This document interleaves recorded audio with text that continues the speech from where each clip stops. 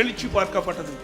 அப்படி தானாக எழுச்சி பெற்ற இயக்கம் அதிமுக இயக்கம். அதோடு பொன்மனச்செம்மல் புரட்சி தலைவர் எம்ஜிஆர் அவர்கள் 1972ஆம் ஆண்டு இந்த இயக்கத்தை தோற்றுவித்த பிறகு அவர் சட்டமன்றத்திலே பேசிக் கொண்டிருந்த பொழுது அவருடைய சட்டமன்ற மைக் துண்டிக்கப்பட்டது.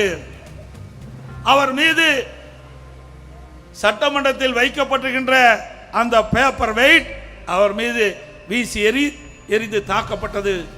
சட்டமன்றத்தில் வைக்கப்பட்ட புத்தகங்கள் அவர் மீது வீசி எறிந்து தாக்கப்பட்டது.